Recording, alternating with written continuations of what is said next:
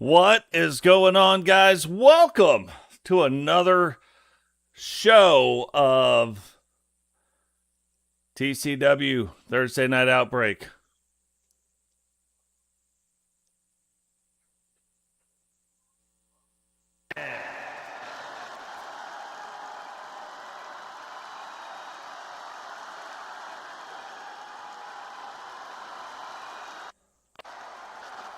Rules of the match are as follows.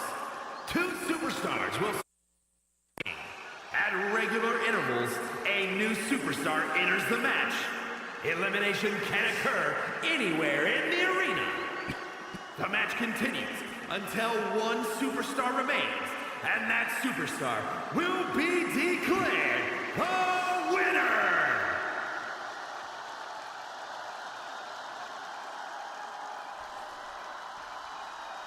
Hey, sorry to hear that, Beast. What is going on? Welcome to the show, Prime Time. Eagle Star, my man, what is happening, brother? Prayers still going out to your family. Welcome to the show.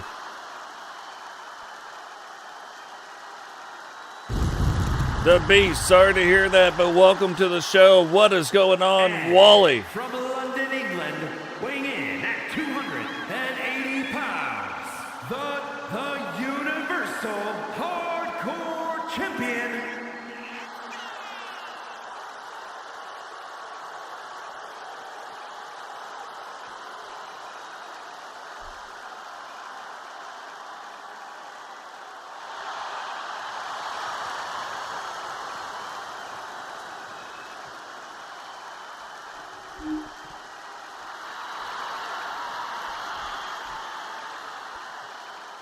Welcome to the show. Yeah, trying to get everything going. So, got things going on here and there. Puppies needed attention, like you can't even believe it. Got that going on. What is happening, Sentinel? Blackpool, England, weighing in at 220 pounds, the Super Extreme Champion and the World Heavyweight Champion, Rob O. Yeah, if you wondered why, hey, is this match going on? You're seeing it right here. Robbo, the current Outbreak World Champion, doesn't need to be carrying around also the Outlaw title, so putting that title belt on the line. Now, you got to beat him still, but again, these are one of those matches where it is all random. He could have been the last guy in the ring. Turns out he is starting out this match as one of the first. So, Outlaw title belt is on the line. It can be won from there. We have seen that happen before. And not only have we seen it happen before, but we have seen one of the people that start off the match pin all 7 other people. That was R2K, if you remember that. But very possible for that to happen. So, one of the most brutal titles to win, TCW Outlaw title belt, kicking off the show tonight.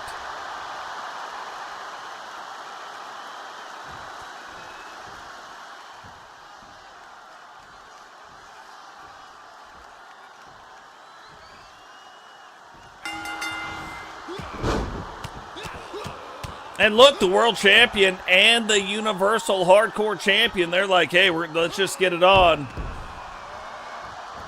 And if there's anybody that could probably win this belt, like really either one of these guys, but right now I'm thinking Fusion. Fusion already holding the Universal Hardcore title belt. You also have, and how often do you ever see it, where you've got a world champion in the Outlaw title match? The answer is we really don't see it all that often. So the only time we would see it is if it was the world champion holding the belt. That's what we're seeing here tonight.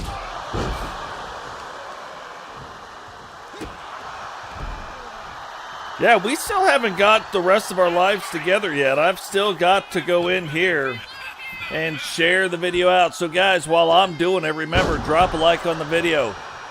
Subscribe if you're new. If you like what you're seeing. If you don't subscribe. And turn on the bell notification so you don't miss any time we go live. And most importantly, share the video.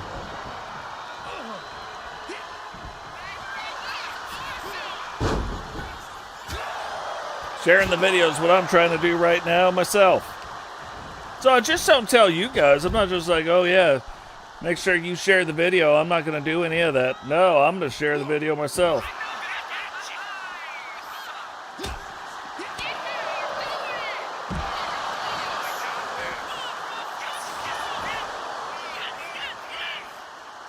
I do laugh sometimes. Sometimes people get into my Discord and share mine.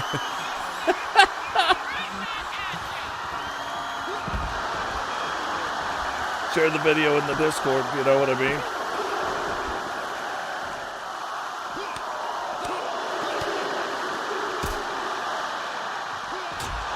So here comes the next guy. And look, this is kind of the neat thing. No idea who's going to be coming out in this match, but Logan wins are coming out. Now, the only problems that, and hopefully they fix that, and I thought the update would have been out by now, but still not out, still under update 1.09. I thought 10 would be out already. Oh, look at these guys. Mr. Double Team, and then they're like, hey, cool, we pulled off a double team maneuver, but let's not kid ourselves. Everybody's still fighting everybody. So, and if I was Robbo and Fusion at this point and you're really trying to win this title belt, you really wanting to either retain it or you're wanting to win it, I would team up against Logan. Look, Logan's a big boy. So that's what I would be doing. But not really their style, so that's not what they're doing right now.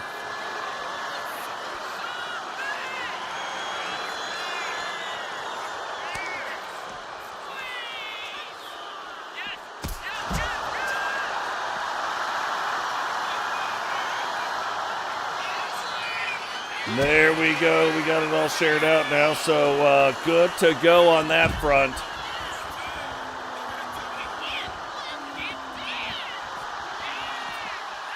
And that was the other thing. I made an announcement that the SSU was supposed to be back on May 8th. It is now the 11th. And I still have not seen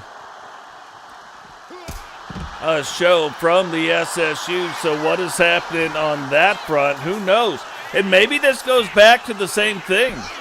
Maybe this goes back to the whole reason things were going on in the first place, the reason why they're like, hey, let's shut down the doors. Maybe they thought they had security fixed, and maybe it's not fixed. So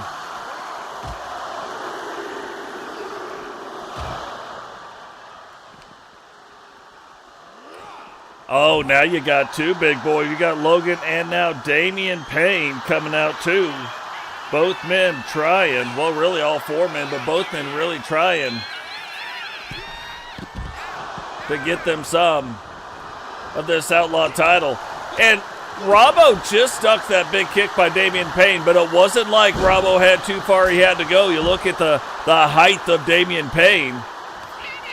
Really didn't have to like duck too far, just kind of barely like moved his head, you know.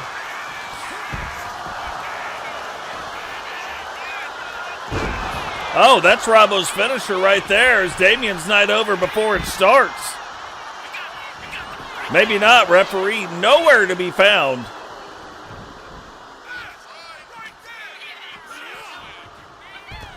Till finally getting over to take care of some business.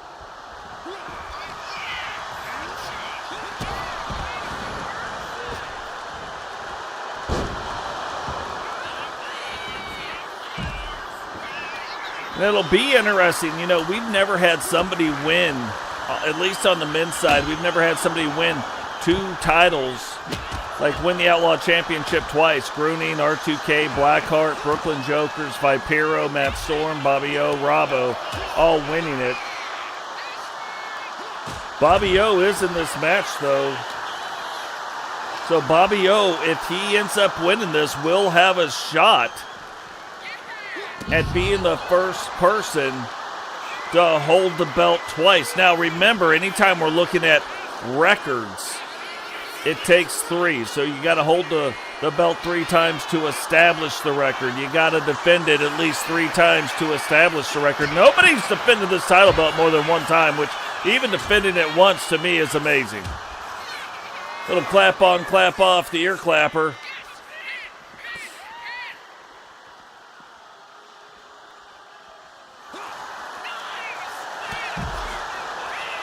And these guys very, very intent on staying outside the ring and doing their thing. Oh, that's a big move right there. That might maybe Fusion's night's over.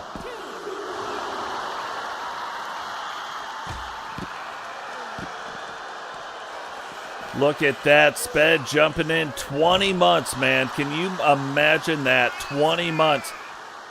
Coming up on 2 years. And it's hard to believe that it's been that long. But I'll tell you this. This past weekend, I went back through with the active roster, or people who have recently been on the active roster, and found when they debuted. Some very interesting stuff. So, you know, what season, what episode was it when they debuted in the TCW? And for those of you that don't know, every year you get a bonus point. And AI, I've got AI working that in. Oh, look at the state of that. But you get a bonus point for every year you're in the TCW, which helps that overall rating out. So you get a little longevity. And I'm going to tell you what, Fusion is probably the king of blood. Like, he bleeds like every match he's in. He's not messing around.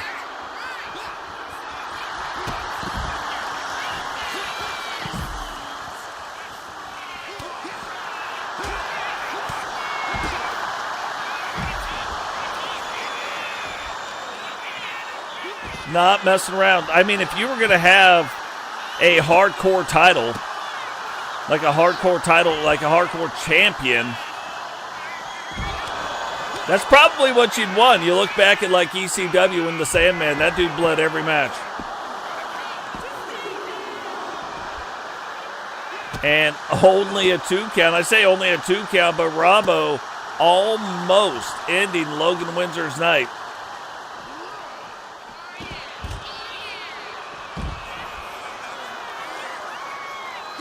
Damian Payne trying to do stuff, but Logan's like, hey, me and Fusion been wrestling. Let me go ahead and try to capitalize on this. Fusion turns it around, though, getting the crowd fired up. Almost expected him to go up underneath the ring and do something, you know what I mean?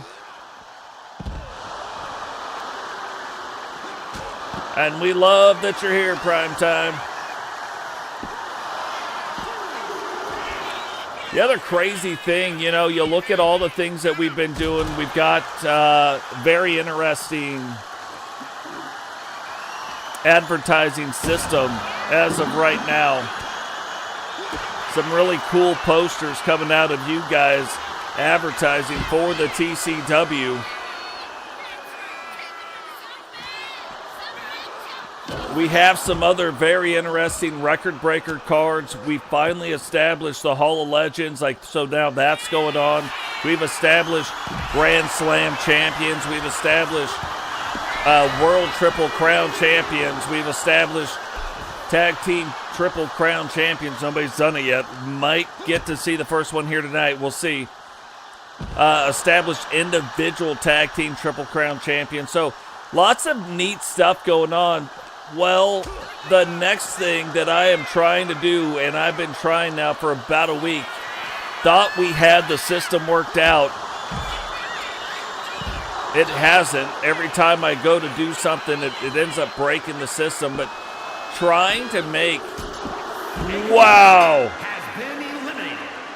Logan finally putting out, and that's what makes this match so brutal. Only 4 people can be in the ring at a time. So if you notice, nobody else has been called down. Now that 2.5 minute timer starts again.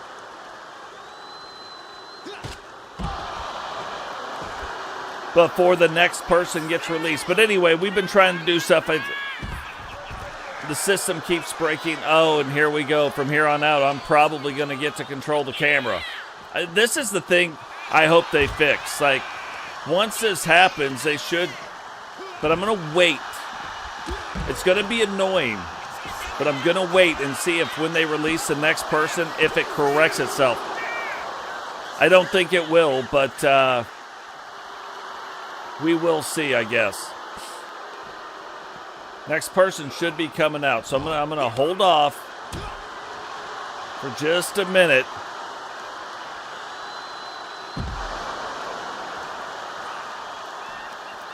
Still just gonna kind of hold off.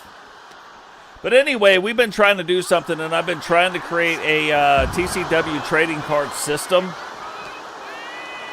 but not like you've ever seen before. You know how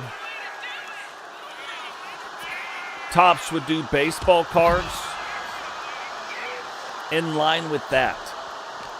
So, it's a tough system to build, but we're doing it, and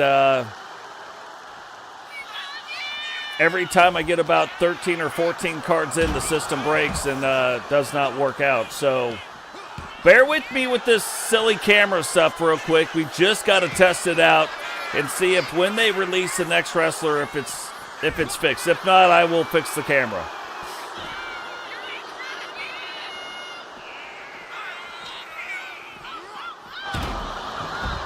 Yeah, to be fair, it's been the cards that have been created are pretty awesome, but it's just not working out. So, yeah, I don't know.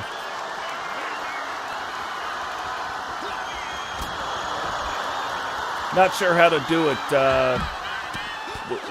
We're still trying some things, though, so we'll see.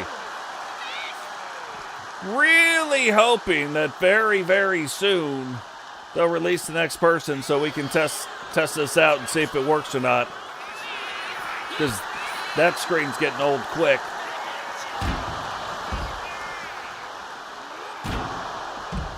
What's going on? Demon Jones, welcome to the show.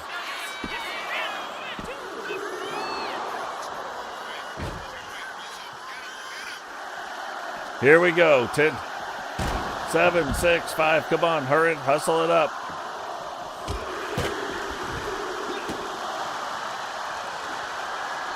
So Bobby O coming out. If it goes back to this screen one more time, that'll be it. I needed to leave it one time and then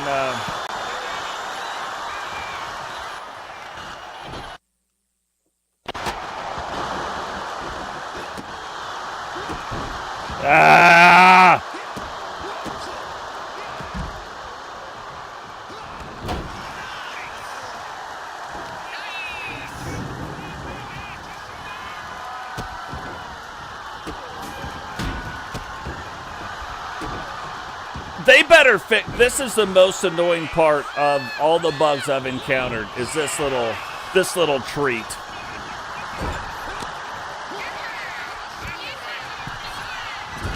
But we'll be the camera guy.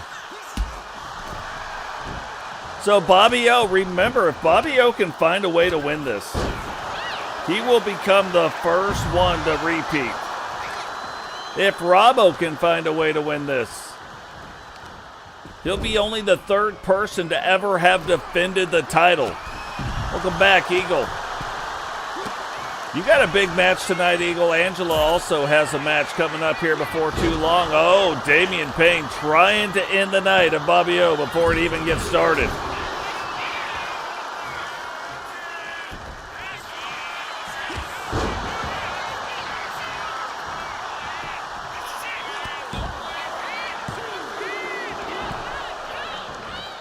Bobby O trying to end his night real quick.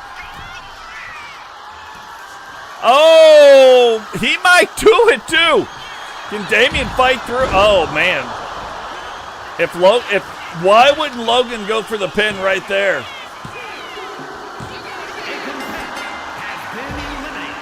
Bobby O says, look, I've been here before. I know how to win these matches.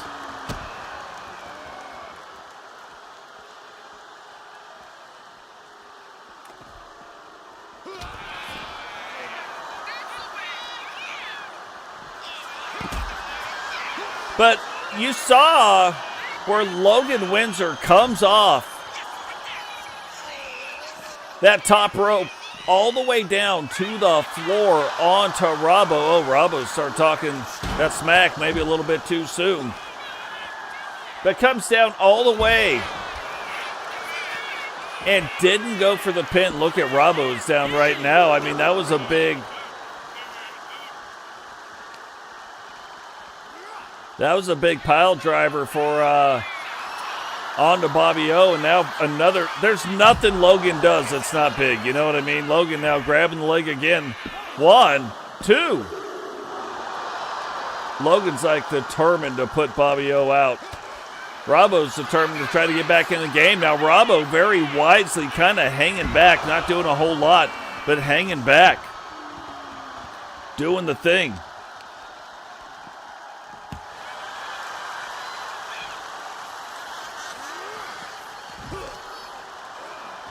Bobby O's like, hey, look, get out of the way here. Get out of my way so I can get back to this guy who's been, like, absolutely taking it to me. Logan now trying to get back up, but knee injury might be causing some problems. Oh. And I'll tell you, look, Logan's wanting to set up, and Robbo's like, no, let me get the pin real quick. Now, this is some dangerous ground. We know that Logan has got one locked and loaded, but who is he going to get it on? You know what I mean? Who is he going to go after? And it looks like Robbo's acutely aware that the end could be nigh. Is he trying to get back at... He, like, swung. Nobody was home for that one. Looked like he was going to try to get back at Logan Windsor for coming off that top rope on him.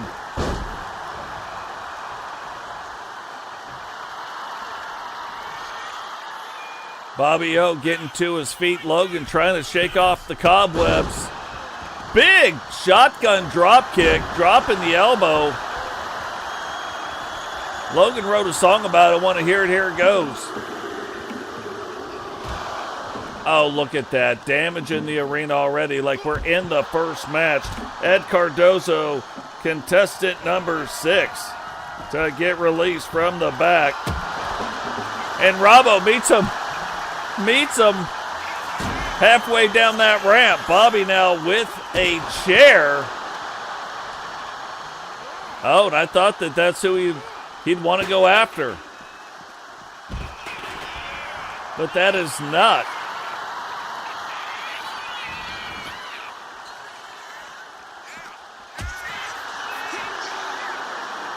And it's like both guys are like, hey, I can't get enough of Ed. Ed's like, hey. Bout got him with a big old hammer to the chest.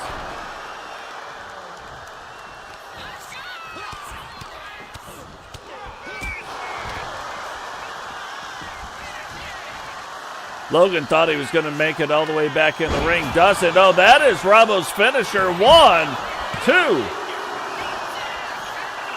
Bobby O trying to put an end to Logan's night. Will it happen, though? Oh, that is a big old weird looking slam. Referee way out of position again. 1, 2, 3. Now Bobby has pinned 2 of the competitors that have left. So he has already pinned Damian Payne and now also pinning Logan Windsor.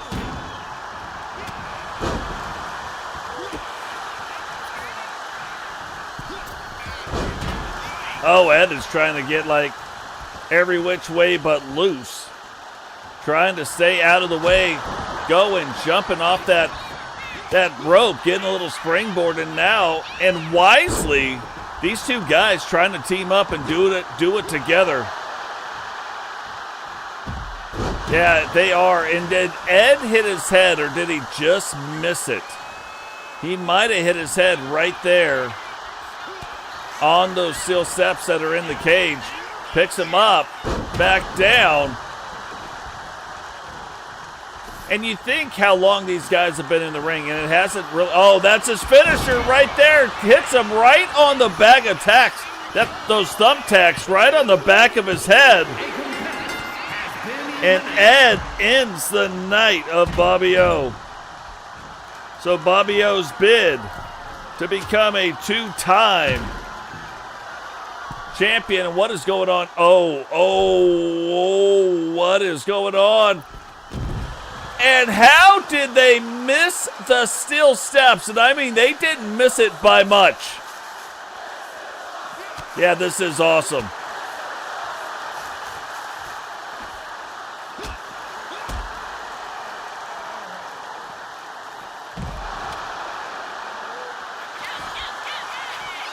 And Robbo, maybe they're not going to be able to take the championship away from Robbo. Robbo right now, there's only 2 more people left in this match. Like, one of the things that might help him out right now, can he get Ed out? And then just kind of a little bit of one-on-one stuff going on. Like, maintain control when they're coming out. But you already see here at Thursday Outbreak, we've already got digital things jacked up.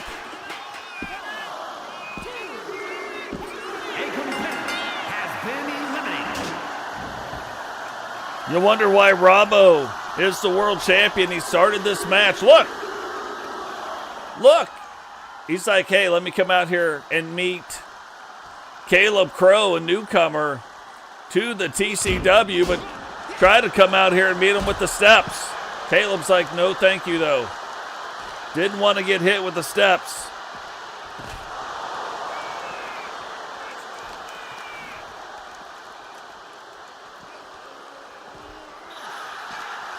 Now, think about this. You're Caleb Crow. You're brand new to the TCW, and you are getting to step in the ring with a world champion.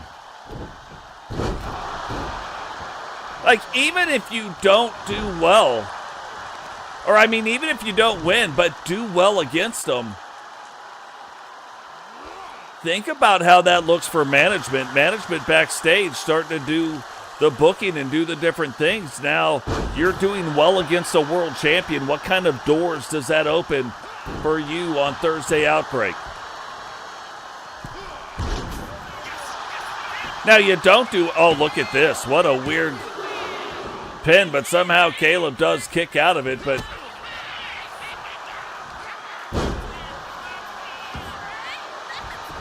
and even though the world champ quite a bit more wore down than you are. Oh yeah, finally. The thumbtacks are out and about now. He starts out the match and still only a 1 count. So that only leaves 1 more left, and it's another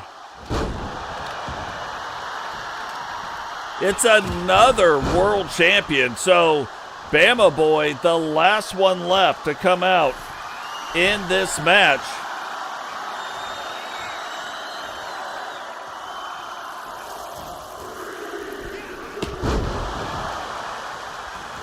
These guys keep bringing out tax. Caleb Crow is the only one that has been getting the tax put in him. Now, that's probably going to change here shortly, but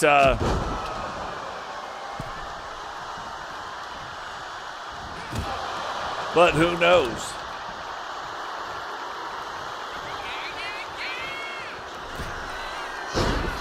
What was that? Caleb Crow finally starting to kind of let some of that offense go, but here's the problem. He took him out of the ring, and I think just looking at what his offenses look like so far, like in the ring is probably where he wants to be. Now, he can get up on those side rails. There's a lot of things that he could do.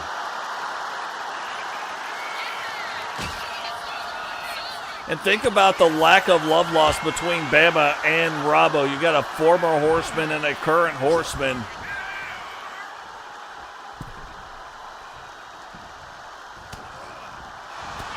Both guys kind of standing around a little bit. Oh! What in the world is that? And Caleb Crow and Bama, their styles probably line up a lot better. Both kind of high-flying, innovative offensive wrestlers. Robbo, more of the powerhouse, even though he's a smaller heavyweight. Like he is, like the weight difference isn't that much between him and a light heavyweight. Like he is on that lower end of the heavyweight scale. But still absolutely nuts. Getting the 2 count, and I think Bama's like, look, maybe this is where we do it. Oh, coast to coast with Art Bell right there.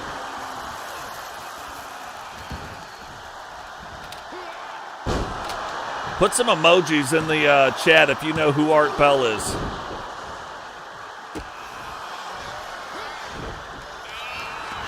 Oh, Bama going for the roll tide. But nobody home. Nobody home again on that move, and now things just getting littered. The ring's starting to get littered up.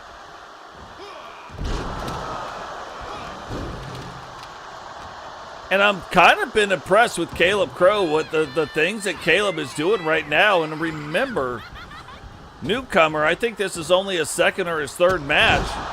But you're talking about him being in the ring with a current world champion and a former multi-time world champion. So absolutely nuts. You can see Bama going for it again. Thought he was going to get hit with the roll tide one more time, but Robbo really knows. Oh, again, that is the third time Bama has missed the roll tide on Bama, or on Robbo. So we want to talk about some wrestlers knowing each other. Now it seems like Caleb Crow understands, like, Robbo probably the one to go after first. He's been in the match the longest, probably the one you get to wear down. Heck yeah, Primetime. Primetime knows who Art Bell is.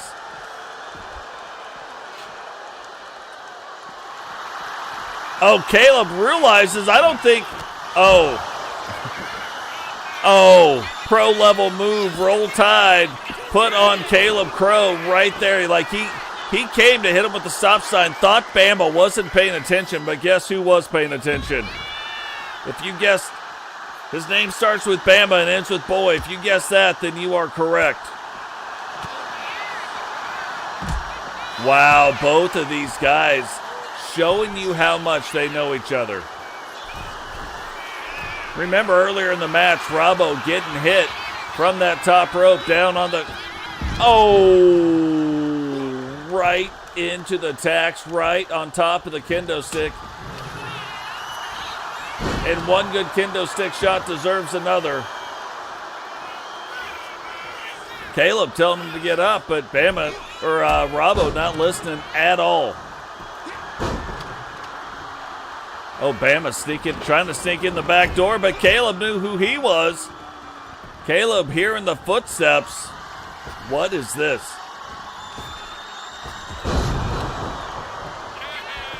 Oh, hits him again, puts him right in the middle of those thumbtacks. And what a pro-level move right there. Again, this is one of those things. You tell me Caleb Crow would be in it to the end like this. You tell me that these three are the guys that are in the match, I would have never believed you. Robbo starts out the match. Can he finish it, though? Can he retain the Outlaw title belt? Because if he does, he will keep fighting to defend that title every Thursday night Outbreak till he loses. And Robbo becomes only the third person ever to defend the Outlaw Championship. Here is your winner, and still Super Extreme Champion, Robbo. But again, now you look at what Caleb Crow just did against former world champions. I mean, a current world champion and then a former world champion. Caleb might start seeing some bigger matches in his future. Just saying.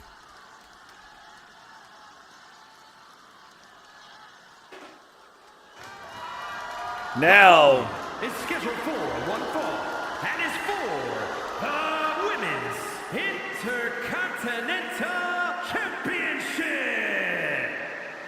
Now another big moment getting ready to happen here on TCW. What is going on, Sam? Welcome to the show.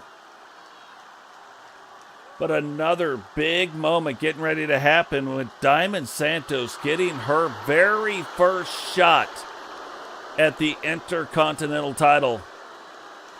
Will be facing off against current Intercontinental Champion Angela Starr. So big stuff happening here tonight on Outbreak. We're going to see the men and women both defending the Intercontinental and the Intercontinental Tag titles, and we're going to see the Women's Outbreak World title. Sky Scott trying to break up some records as well. We're also going to get to see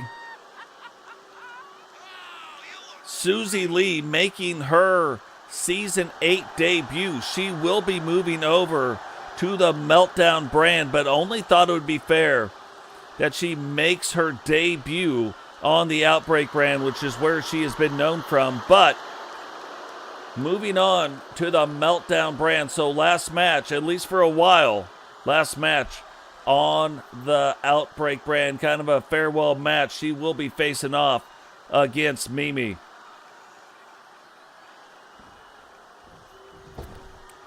I don't think Hacksaw's on the card tonight, no.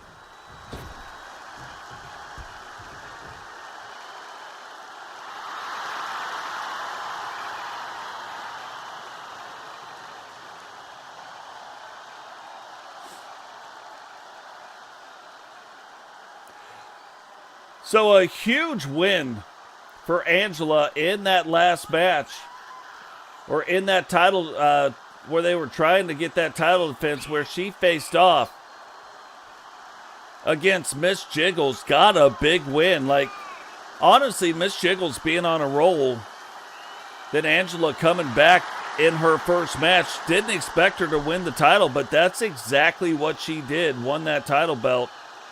And we've seen a lot of title reigns. Phoenix defended it twice. Rebecca Dawn defended it, Phoenix defended it 3 times. Rebecca Dawn defended it twice. Then Miss Jiggles, one and done, right? It went 3-2. Can Angela Starr kind of start returning the stability back to the Women's Intercontinental Championship?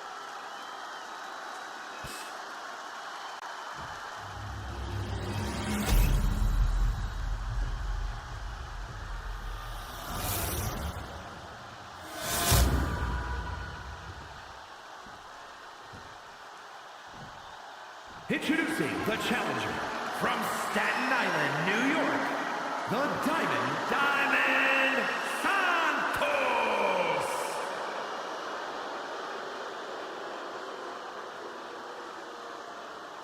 And her opponent from Birmingham, Alabama, the Women's Intercontinental Champion, Angela Starr. Hey, that's another thing we got going on. You use, not in the comments section, well, in the comments section, not in the live chat, but in the comments section on the video, you use the hashtag RewatchGang, started by Digital Dogs. You will also be getting a poster, the Rewatch Gang poster made of you. Right now, there's only 3 that I see. I see people use it all the time in the chat, but actually in the comments section is where you got to use it. When I see it in there, every time I see it from here on out, poster, done. And look at this, Angela Starr getting off to a quick start, and that's what you would have to do against the likes of Diamond Santos. You can see Angela giving up some size to Diamond. But Angela Starr also former world champion, so it's not like she doesn't know how to wrestle against the bigger women in the TCW.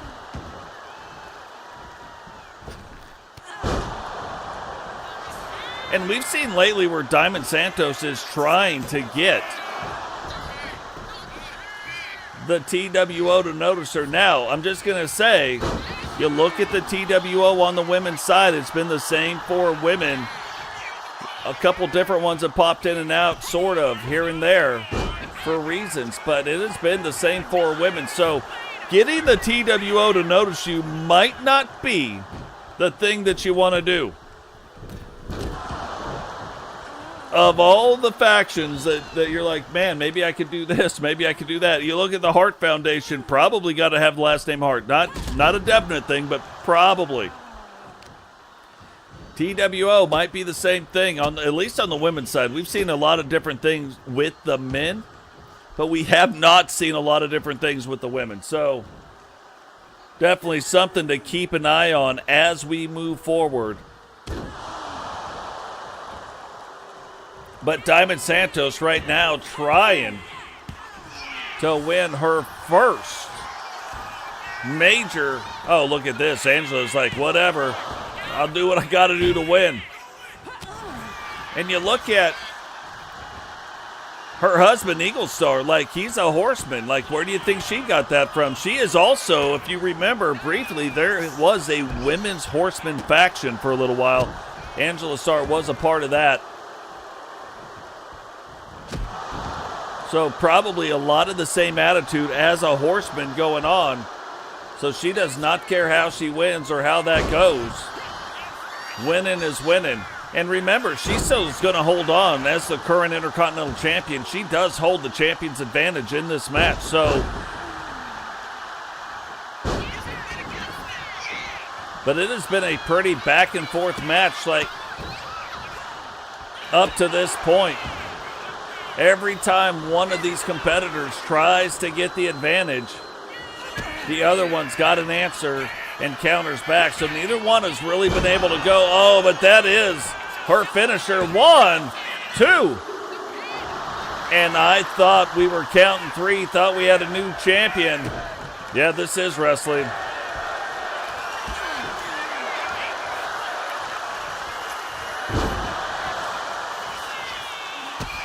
And this is what I mean every single time. And again, misses again. So back and forth these two go.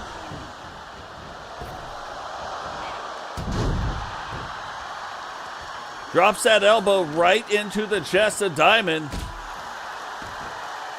Working on the midsection. And Eagle Star and Angela, known as bounty hunters before joining the TCW and then getting recruited by the Horsemen. So I'm just saying.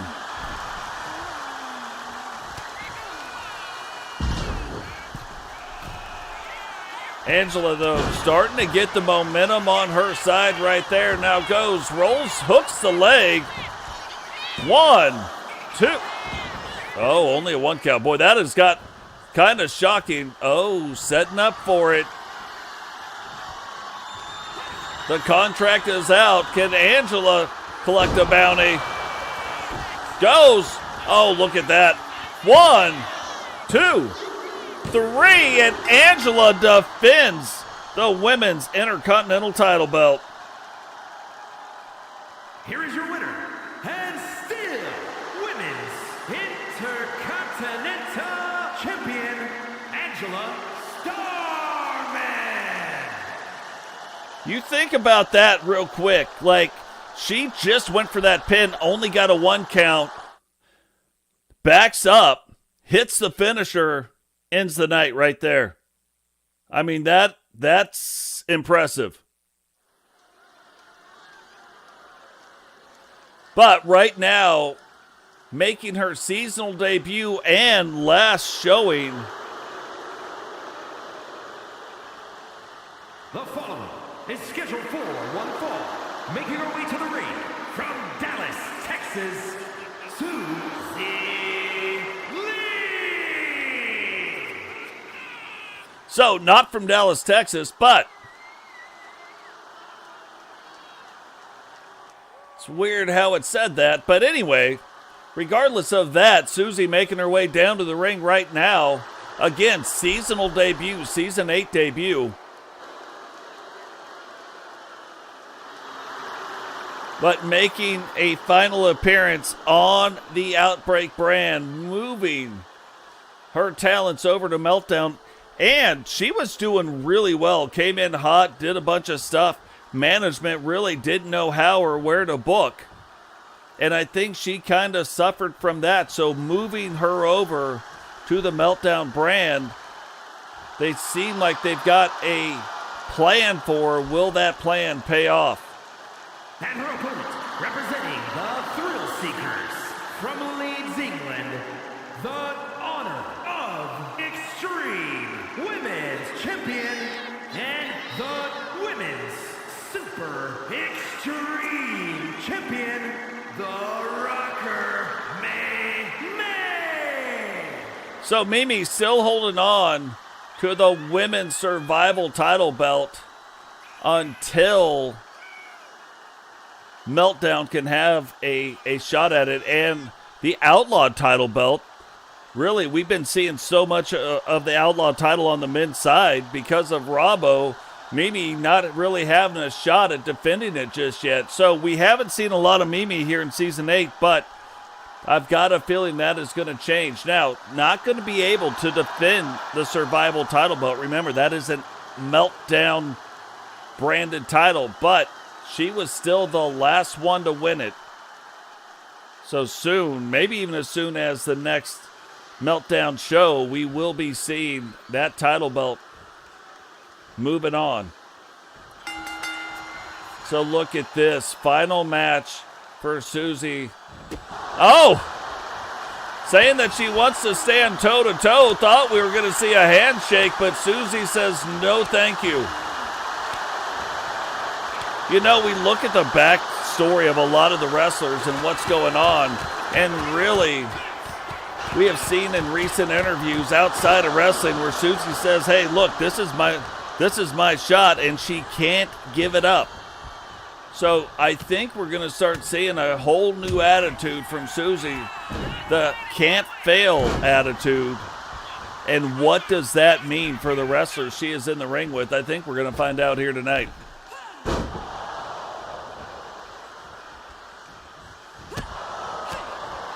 And if there was going to be somebody you wanted to prove something against, Mimi would be the one. Remember, too, Mimi's got that finishing move, the Mi Amor, where if she beats you with it, she will put a nonchalant pin on you. And that is not something, as the opposing wrestler, you want to keep on film. Like, you don't want that to be your tape. You know what I mean? What is going on, JW? Welcome to the show. Again, we see some of the SSU wrestlers in the chat. Thought that we were going to have some SSU shows on already. Have not seen those. So, got some feelers out to find out why.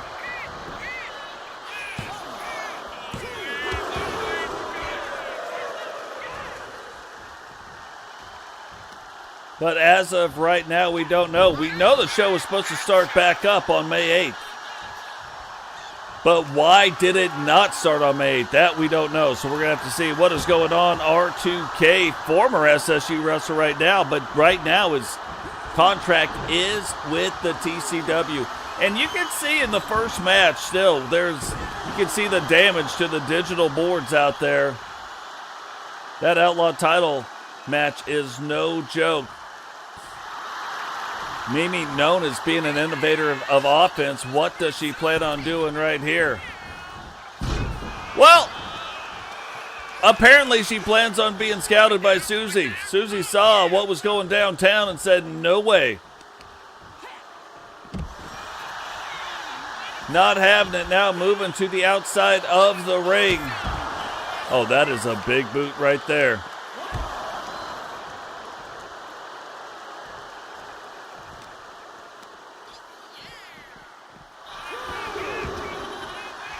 I think after taking that big boot, maybe it's like, let's get back in the ring before any more bad stuff happens. And we're used to seeing Susie Lee wrestle with the glasses on, but right now looking like maybe she came down with the glasses on, but maybe choosing to go with the contacts from here on out.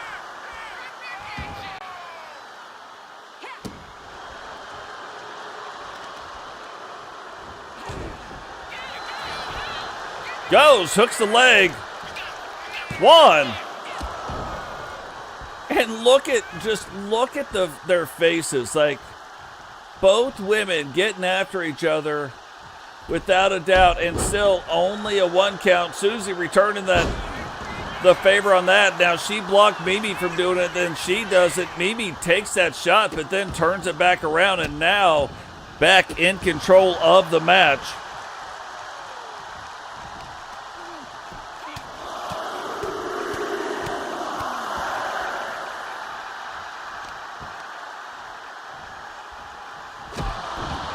Picks her up, knee right to the old kisser.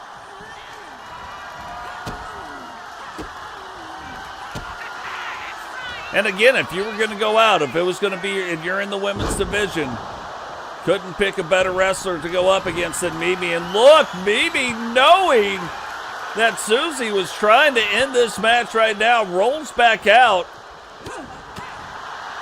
And now back in control of the match. Pro-level move right there. You can tell Mimi have been around since season 1.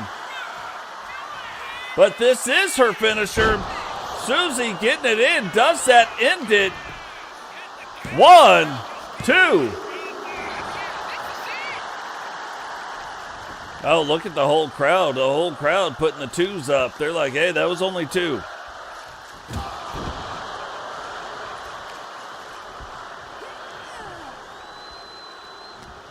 I think Susie's like having a hard time believing, like, she put that on her.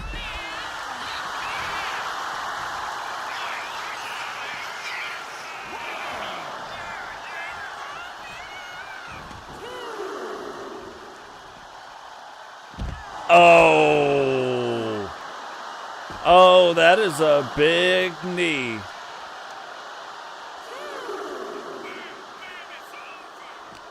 And, you know, we talk about pro-level moves, but Susie not getting Mimi up, making Mimi waste her energy to get back up. Mimi going for a slam, and then Susie bulldogging her back down to the ground. Thought she might have been going for a pin right here, but still going after the base of Mimi, attacking the knees and attacking the legs.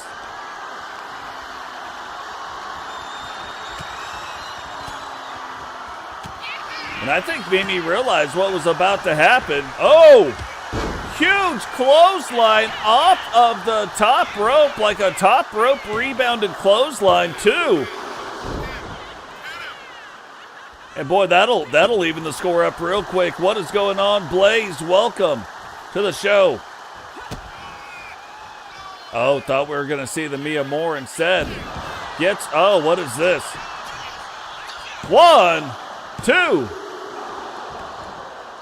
And Mimi is like, what the heck? It wasn't the Mia Moore, though, you know what I mean? And that's what I was expecting to see. Mimi now going up to that top rope. Susie getting up. Getting out of the way. Both women kind of taking a little damage on that miss there.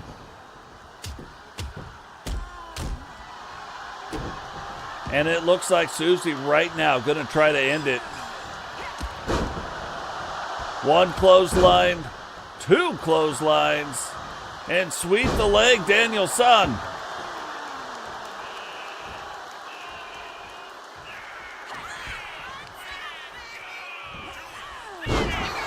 Oh, not her finisher, but that might have ended it. We have seen quite a few wrestlers end it on that, too. And just like the absolute legend Mimi is, able to kick out still in 2. But will not be able to kick out of that again. Hooks the leg. 1, 2. What?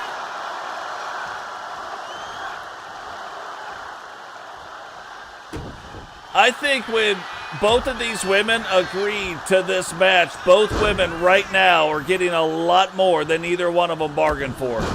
Like, I am sure they understood, oh yeah, the other one's tough, this one's tough, whatever. But right now, getting absolutely more than they bargained for. And who gets to benefit from that? You guys do. Oh, Frankie Two Fingers does. Susie taking it up to the top. Big kick right there. Thought she was going to try to end it. What is going on, Matt Storm? Welcome to the show. TWO tonight having a shot at the Intercontinental title belt. We will see if JP can pull that off or not. Going up against Sentinel. And here we go. Susie for a third time. Hooks the leg.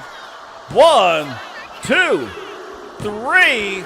And Susie will end her Outbreak run on top. Here is your winner, Susie Lee.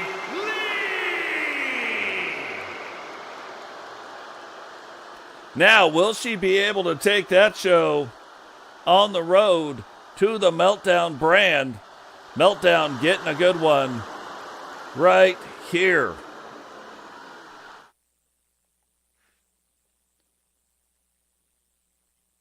So here's another interesting match. You're looking at the current Universal World Champion facing off against a multi-time World Champion in Paul the Thing. The following contest is scheduled for one fall. Making his way to the ring, representing the New Foundation from overseas, weighing in at 305 pounds, the Undead Paul the Thug. Paul wastes no time. He's like, I got to get down. I got to get down to the ring so we can get this on. I ain't messing around with it. I ain't worrying about it. We're just going to get down here. Forget the fanfare. Forget all the world titles. It is just time to fight.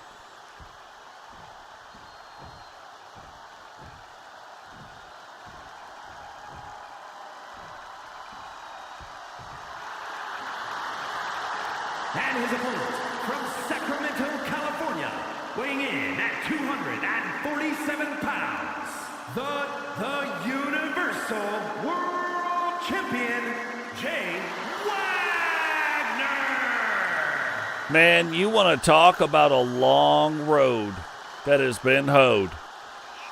We talk about Sentinel. Sentinel went through that losing streak. Jace went through like a couple seasons of losing streaks. Never won a world title. Typically, you got to win a world title to get the Universal World title shot. Or you could work your way up the Universal ranks. Much harder to do, which is exactly what Jace did. Won the Universal Tag Team titles. Won the Universal Hardcore title. Won the Universal Television title. Finally got a shot at the Universal World title. Nobody gave him a chance. Totes gave him a shot, and Jace walked out with the Universal title strap around his waist, winning a Universal Grand Slam championship. And it's funny when you start looking at like the Meltdown Grand Slams, there is no Outbreak Grand Slams yet, but you look at the Universal Grand Slam, only 4 people to ever have done it. Wrap your mind around that one for a second. Only 4 people ever to pull off the feat. Rowdy Hunt, Bama Boy. Hold on, I'm about to take it back maybe. Maybe there's only 3. Yeah, there's only 3, and Jace Wagner the third. Like, I could have gave you guys, out of 100 wrestlers, I could have gave you 99 guesses, and I think it would have happened, like, you would have guessed it somewhere around 97.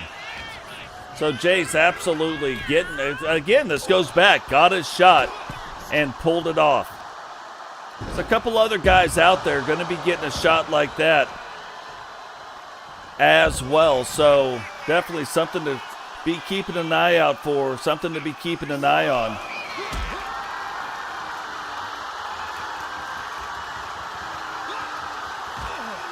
Oh. Yeah, you wonder why Paul the Thing is so dangerous. You're seeing it right there.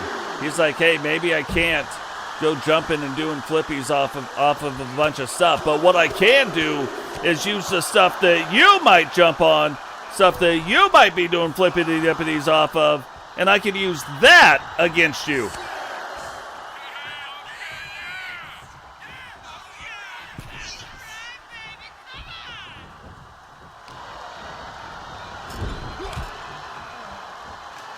Hey, and look, this is how it started off with Totes. Totes was dominating the match, and all of a sudden, out of nowhere, Jace of Spades comes out, ends Totes' night. So, one, and it might be one of those things that Jace actually does, where he kind of lulls you to sleep a little bit. He kind of takes the brunt of your offense, and then you're like, oh, I got this thing. You build up this confidence, and then you get a little bit too confident, and then he strikes. He comes back after you, and while you're trying to figure out, wait, what is going on? I thought I was in control. By the time you know it, Jace of Spades, game over.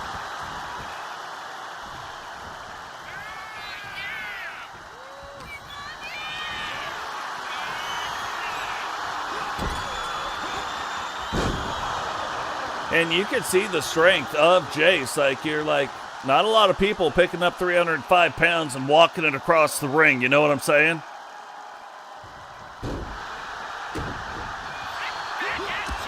Oh! Paul gets up, goes to hit him with the clothesline. Jace hits him instead. First, he eats the clothesline from Paul. Nom, nom, nom, nom, nom, nom, nom, nom, nom. And then hits Paul with 3 clotheslines of his own.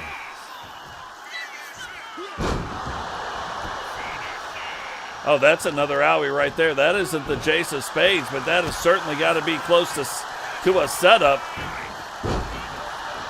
And Paul moves pretty good for a big man. Splits Jace open right there, just showing you the raw power of Paul the Thing. Now, title belt is not on the line. Universal World title belt not on the line right now. Just a match between two dudes that want to win this match more than they don't. I was going to say, it looks like Paul was driving the plow right there.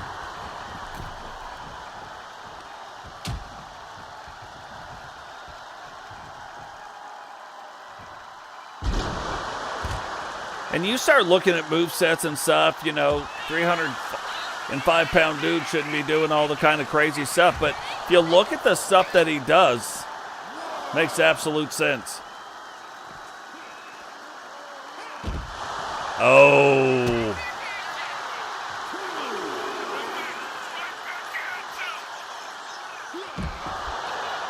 Man. How did Jace get up from that one so fast? Looked like he got a little side of owie sauce with that order of body slams. And again, you could win on the outside. No championship belt on the line, no championships advantage. You can win by countout, but it looks like these guys don't want to do that. It looks like they want to settle it in the ring. See who is who and what is what. And that's the next question you got to start looking at.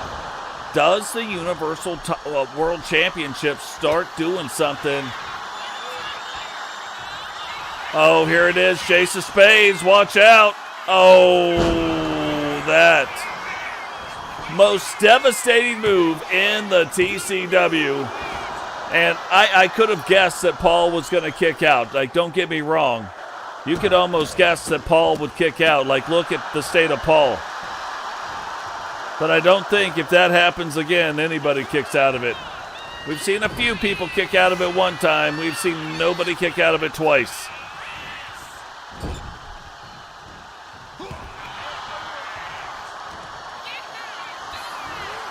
Oh, I was like, oh no. But Jace not going for that one. Looks like he's going to use, oh, I thought he was going to go up maybe the second rope, but going up all three. And you can look at Jace's face and be like, who has been in a fight with Paul the Thing, you can figure it out just by looking at his face.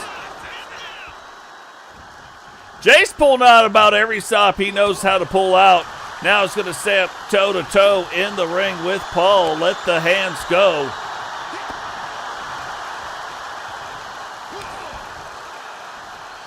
It's like he hits Paul. Paul comes back, but when Jace gets hit, it's like it takes him a second to be like, wait, what freight train just hit me?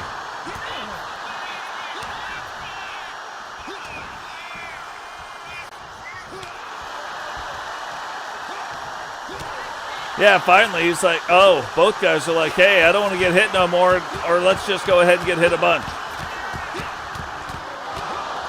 Honey punches the votes right there, you know what I mean? Oh, Rot-Row Skettios.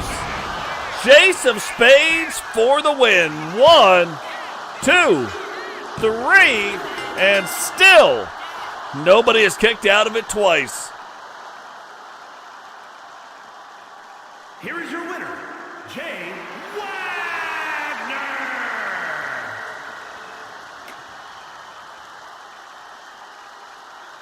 Absolutely crazy.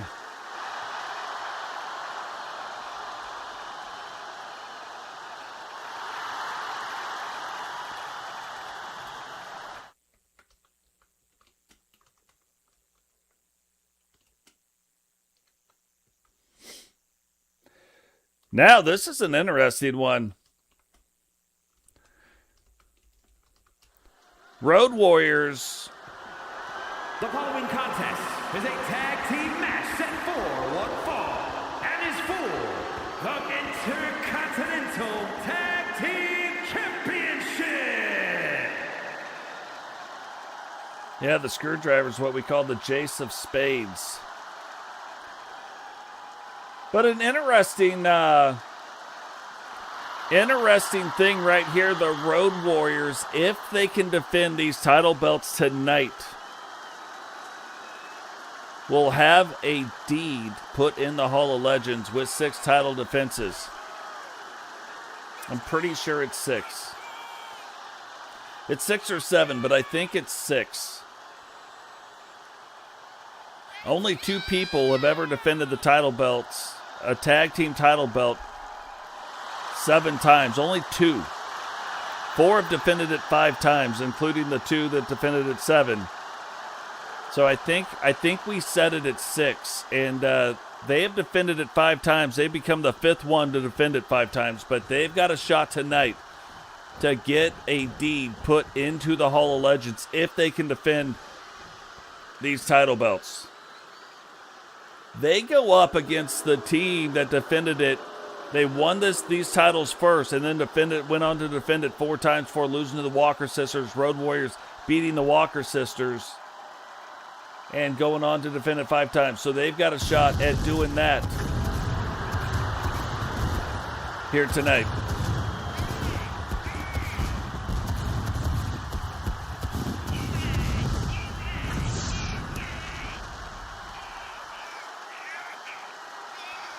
The other really interesting thing when you look at Tiffany Hart and Lexi Hart, they have won the United States titles, tag team titles, and the Intercontinental tag team titles. So they are another team that is in a position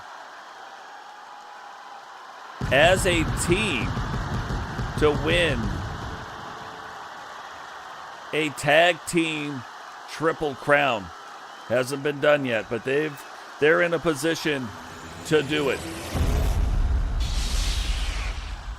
And I should probably preface that with it hasn't been done on the women's side as of yet. Introducing the challengers, Tiffany Hart and the specialist, Lexi Hart, the Hart Foundation.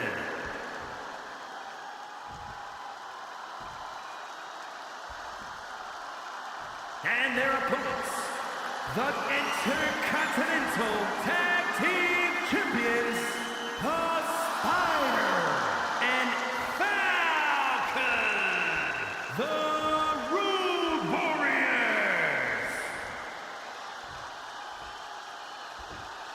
Gotta check the books here real quick to see.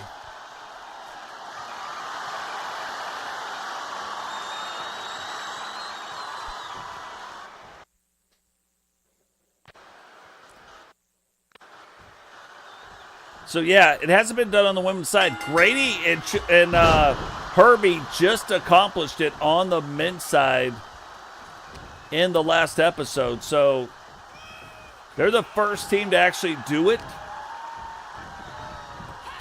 But no women's team has done it either. So definitely keep an eye out as we move forward and see how that goes.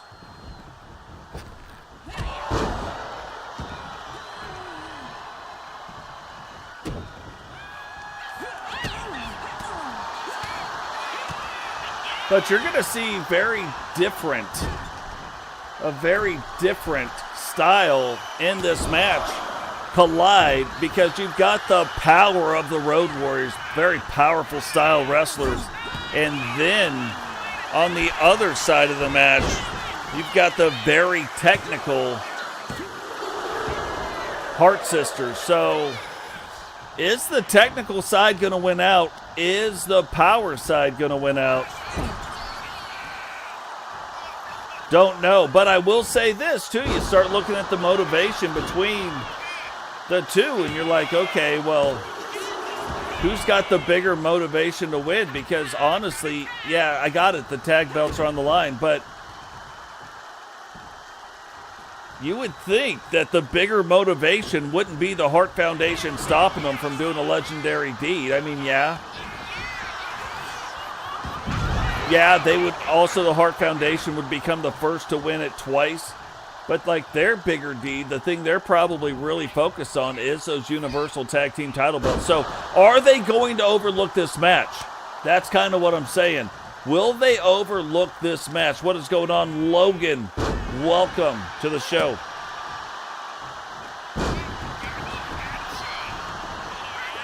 I'm hoping they don't, you know what I mean? We don't really want them overlooking this match, so hopefully they won't be overlooking the match. Hopefully they'll keep everything going on the up and up. And they're professionals, so I'm not saying they're going to, you know. Like, oh yeah, they're definitely going to be overlooking things. But definitely something we're going to want to keep an eye on. And while we got a quick minute, remember, drop a like on the video, subscribe if you're new, turn on the bell notification so you don't miss any time we go live.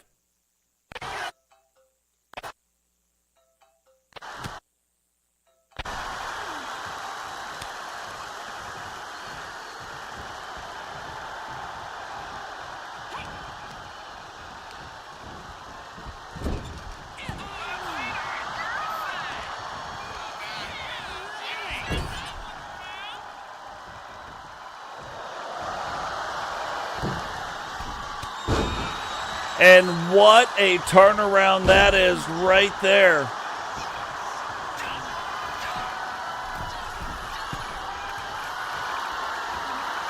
And now, and this is something you don't see a lot of. You really don't see Falcon, even though her name is Falcon. You kind of expect her to be doing the high-flying stuff off these top ropes. You don't see it a lot, though.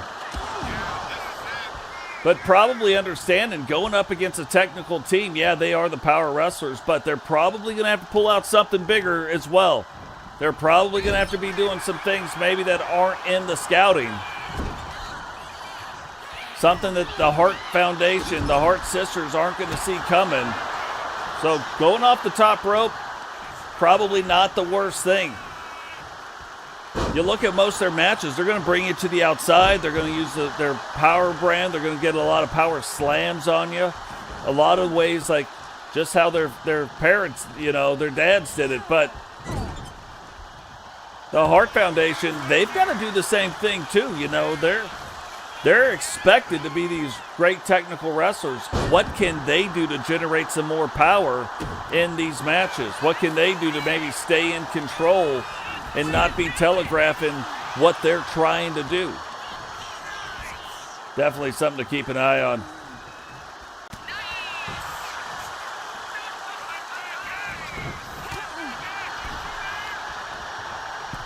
And again, we boast about how great the women's division is, whether it is on the Outbreak brand, whether it is on the Meltdown brand, but how great the women's division is across the board in TCW. And you can see why. These women absolutely scouting out the other one. These women absolutely doing all their things. What is going on, Witcher? Sister, welcome to the show. Witcher out there buying tickets for everybody. She's like, you get a ticket. You get a ticket. Everybody gets a ticket. Really appreciate you buying the tickets, though, Witcher.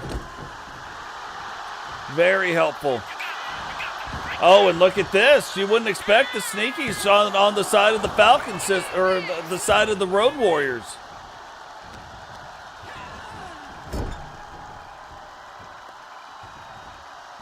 But sneakies is what you got right there. Now, this is exactly probably what you expect from them.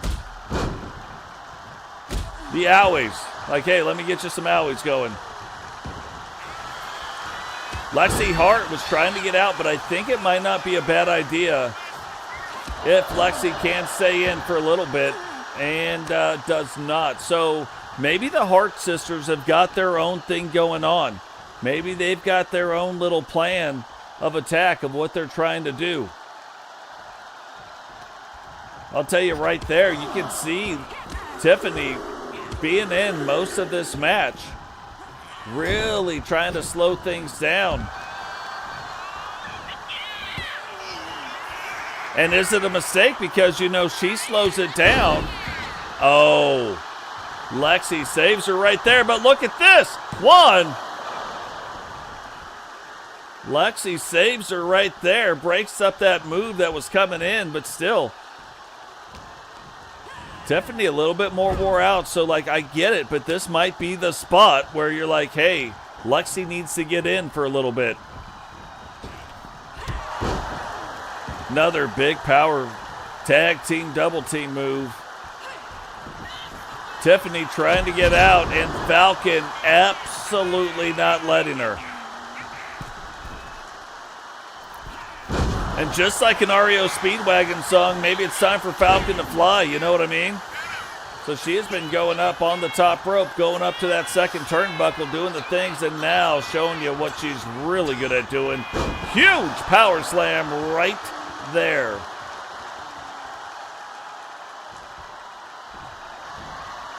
And the freshest person probably between the four of them in this match is Lexi Hart. You can tell Spider slowing down, Tiffany slowing down, Falcon slowing down. This might be the spot right now where Tiffany has got to do what she has got to do. Take control of this match and maybe turn it into the favor of the Hart sisters. Right now, Road Warriors seem to be firmly in control of this match. Now hooks both legs. 1, 2. Oh. I really thought that was only going to be a 1 count regardless of how that went down. I was like shocked to see it. It doesn't look like she was going to kick out. Had Tiffany not gotten in, it didn't look like she was kicking out. Oh, is she going for the pin again? 1, 2. Finding a way to kick out. Now this is, if you were going to tell me that one of the wrestlers were going to stay in the ring against the Road Warriors, I would have thought it would have been Lexi Hart. Power against power against power. Like, even though Lexi, yeah, she's got the technical skills, but the most powerful wrestler of all three Hart sisters. So I would have thought that would have been the way it would have went down.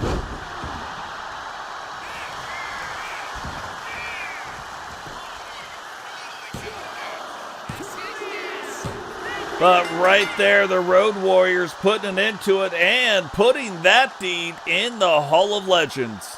Here are your winners, and still Intercontinental Tag Team Champions, Falcon and the Spider, the Road Warriors.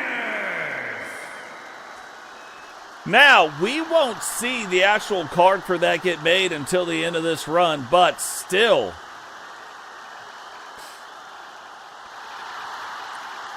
huge accomplishment for those two, and they're showing you why they are the champions. These guys really running the show in the women's tag team division. I don't care what brand you're on. These two really doing a number in the tag team division for the ladies.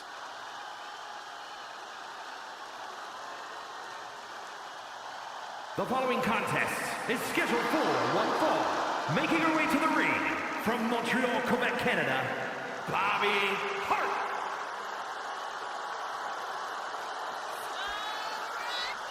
Bobby Hart now making her way down to the ring. After seeing what just happened with her sister, she's got some stuff of her own going on. Gonna be fighting against T. Jones. And T. Jones doing fairly well. Bobby Hart doing fairly well. Like, you know why management set this match up. Probably want to see who is going to be that next one to really challenge Sky Scott. Now, Sky Scott is getting challenged by Phoenix. And it might be one of these, whoever wins this match, going on to fight Phoenix. We don't know. What is going on? Voltage Wrestling, welcome to the show.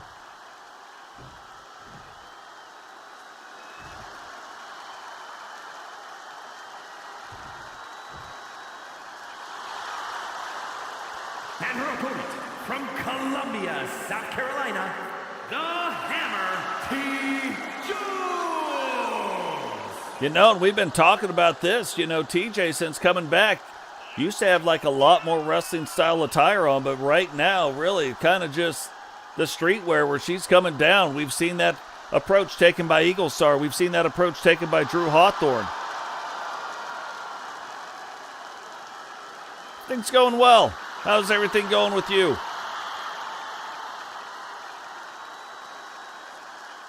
And so far in Season 8, this stuff has been paying off for all of them. So will it pay off here tonight?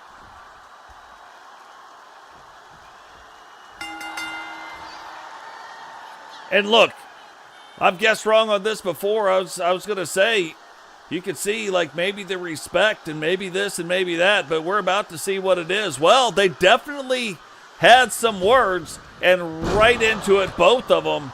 Bobby Hart just staying a little bit out of the way. Bobby Hart, again, probably going to be more of your technical style wrestler, and maybe even a little bit on the power side, where you got T. Jones, kind of your high flyer, and she can hit you with her finishing move out of nowhere. And if she does it, night-night, sweet prince. Like, game over. But the golden sledgehammer, if she hits that on you off of the top rope, pretty much kiss your night goodbye. But still a very hard move to hit. A lot of expertise going in to try to hit that move. Like, that person, whoever you're wrestling, can't be too far away, can't be too close, can't be too whatever is going on. So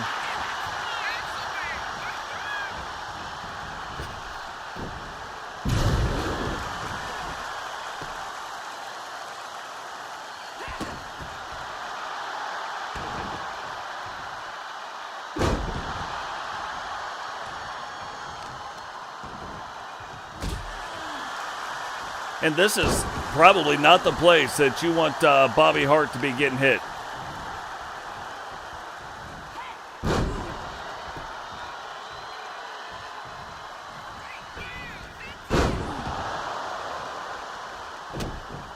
Oh, yeah, no, it's definitely hard. And then when you look at what happened on Wednesday night Meltdown, the problem is most of those challengers came from the Outbreak brand, because the Outbreak brand is the one, or the Meltdown brand's the one that had all the title belts, you know what I mean? So it's harder for the Meltdown wrestlers to get on because you've got to be the champion.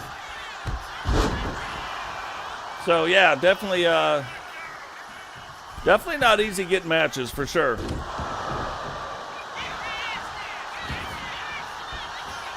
And we've added some new wrestlers. We've taken some wrestlers out as well. There's other people that want to join. I have checked out some of their CAWs, and right now, I don't know. I don't know how they fit. Some of them, you can look at them, and you're like, you can see how they fit in. So some of them, you look and you don't. Look at the state of these two. Neither one wanting to give up an inch.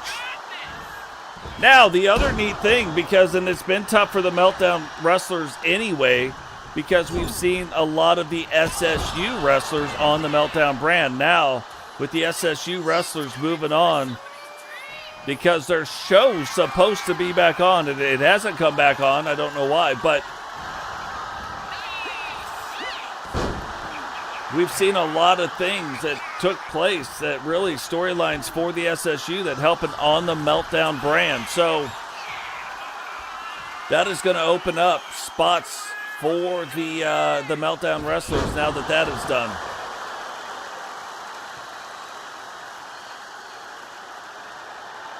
Look at T. Jones slowing down the pace of the match. You could tell Bobby Hart, a lot taken out of her right there.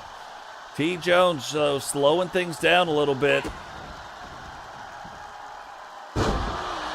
And again, you look at both these ladies, both came in to the TCW in season 1. So lots of experience, and you can tell the way both these ladies are wrestling, a lot of experience going on right here.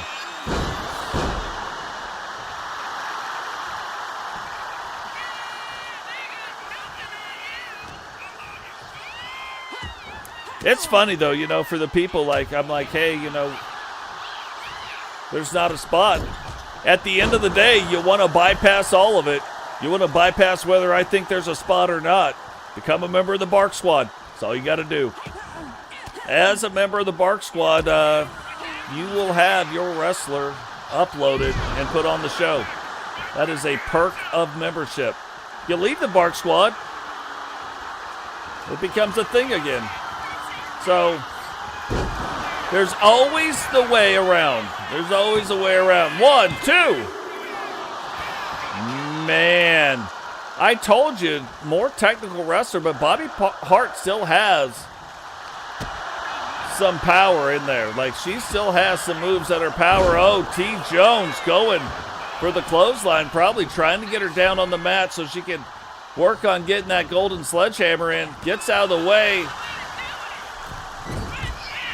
Oh, that's like a medium style. That's like a preview to what could be coming.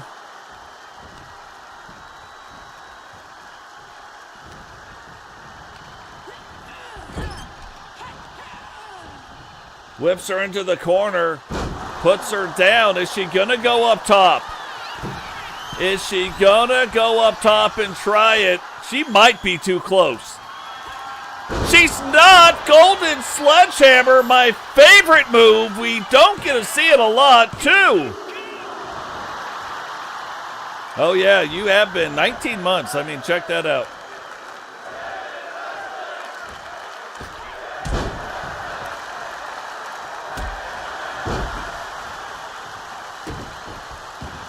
Again, how does Bobby Hart kick out of that? You know what I mean? How did she even pull that one off? Pull off the shenanigans.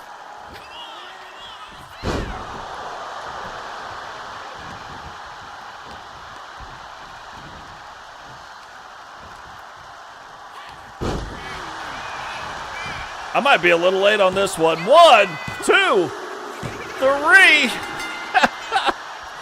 We're a little late with that poll. Let's go ahead and just end it right there. Big win for T. Jones. Here is your winner, the Hammer, T. Jones. Again, another 4-star banger. You look at why I say this is the best women's division in all of E-Federations. Watch this episode. You're going to see exactly why in this episode. And it doesn't matter who we put up. You think you're the best? Get in with these ladies. See what you're made of. The following contest is a tag team match set for one fall and is for the Intercontinental Tag Team Championship.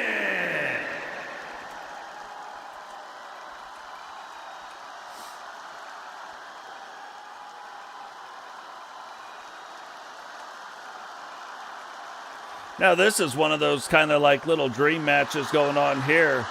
You look at the Horsemen making their way down to the ring right now. Rowdy and Eaglestar, the original two Horsemen, putting it on the line against American Alpha 2. American Alpha 2, the current champions, Herbie and Grady. This is going to be a fight. But the one thing that we know, this is the worst town Rowdy has ever been to.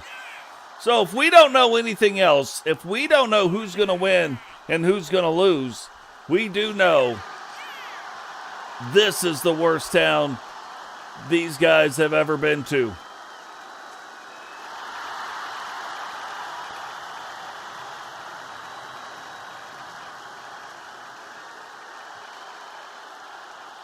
And it is kind of funny because, you know, I'm like, hey, don't think I have Bark Squad 4 top membership for the last 27 months. Now, not all that money comes this way, you know what I mean? Yes, you did. Yep. I think it was in the last episode.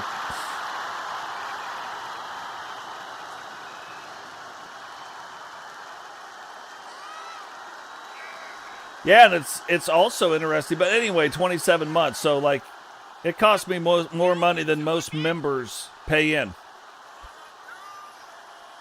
Because it doesn't all come because people are like, oh, you just get the money. Not really. It's like me being a Bark Squad level 3 member.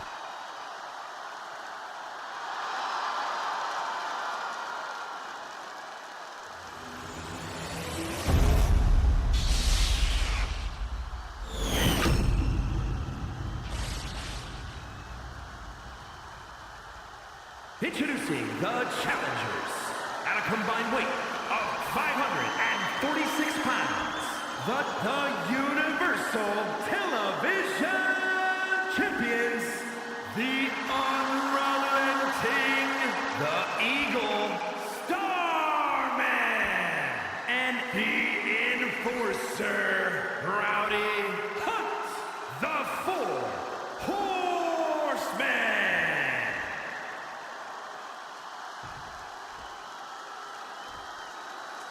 And their opponents, at a combined weight of 449 pounds, the Intercontinental Tag Team Champions and the Universal World Tag Team Champions, Gray and Hedgehog Herbert, American Alpha. So here's the crazy thing. There's a lot of things in this match and a lot of things with the powers of pain. American Alpha 2 becomes the first tag team to win these title belts twice. They beat the Walter brothers for them. They win the Intercontinental Tag Team title belts twice. Then they go and they fight against the Powers of Pain. The Powers of Pain then become the second tag team to win the Intercontinental Tag Team belts twice. And then American Alpha goes back, beats the Powers of Pain. After the Powers of Pain defended against Eaglestar and Rowdy.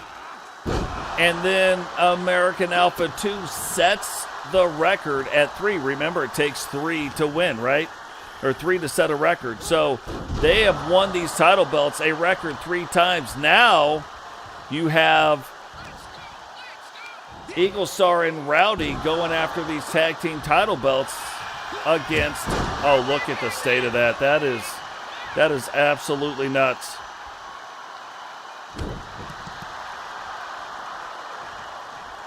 But you got that, right? So then when we go back and we look at what else this match could mean, you've got American Alpha. Oh, look at the Horsemen. The Horsemen are like, hey, let us show you why we're the Horsemen. And way back in like season 1, Grady tried to become a member of the Horsemen. Then again, like in season 4, Grady tries to become a member of the Horsemen. There's a big tournament. So that's another like little connection. But Rowdy and Eagle Star have won the United States Tag Team title belts if you go all the way back to Season 1, Episode 19. Then, in Season 7, they win the Universal Tag Team titles. So if Eagle Star and Rowdy... Oh my gosh. Double count out. Not a double count out. American Alpha wins by count out. Intercontinental Tag Team Champions, Hedgehog Herbert and Gray American. You want to talk about something that is so crazy? Those are Horseman tactics that Grady just used against American Alpha. The Horsemen got Grady over on their side. Scheduled for one fall and is for the Women's World Championship. What is going on, Vipiro? Welcome to the show. Vipiro's got some big matches, not tonight, but he's got a big match that is coming up. It is coming up. Like, he'll get his shot at the Universal World Championship. And if he can win the Universal World title, he will win a Universal Grand Slam Championship as well. So, big stuff coming up. Not tonight, but on another night. 2 matches left tonight. Women's Outbreak World Championship. Phoenix going up against Sky Scott, who has set the record at 3 title defenses, trying to extend it out to 4 here tonight.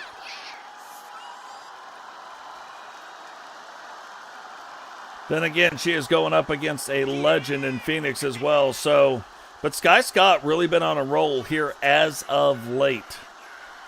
So we'll have to see how that all goes and how that all transpires. But she has now finally set the record.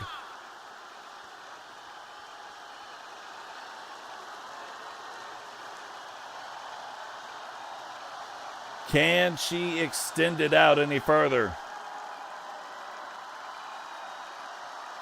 See, that's the beauty of the TCW. However that match goes down is how it goes down. So it's already recorded in the books. Now, could they come back out? Like, not tonight, but like, could they come out at another time? Maybe, I don't know, maybe on the pay-per-view that is coming up in the next episode? Ground Zero pay-per-view, next episode. It will be the first. Oh, look at the state of that.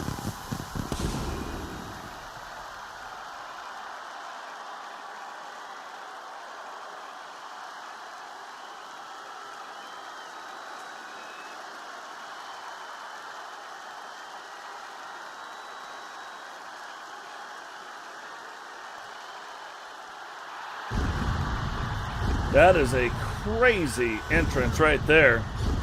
And very fitting, you know, end of the day, very fitting for Phoenix. But Phoenix making her way down, not even wearing anything but her ring attire. So she's like, look, I ain't even wearing jackets. I don't got time for any of that stuff.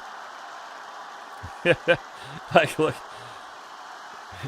Eagle's like, hey, only the Horsemen do that. But that's what's so amazing. They just use a Horseman antic against the Horsemen. So,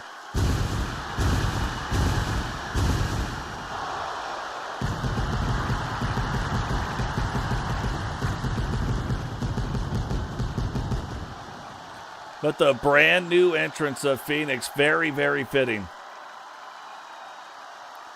Now look, I'm telling you, there's probably some other shows you could watch, and they would have saw that last match and been like, no, we're restarting the match. Not here.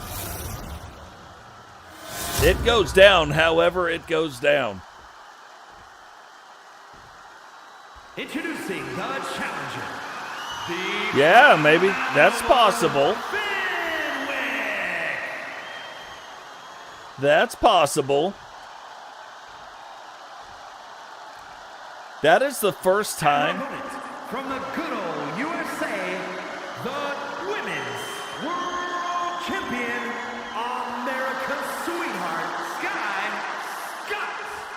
Let me make it even better. Just the lore of that match. The Intercontinental Tag Team title belts have never been defended by countout, by winning by countout. But one other time they were defended by losing by a countout. Can you guess what team lost by countout to defend their titles?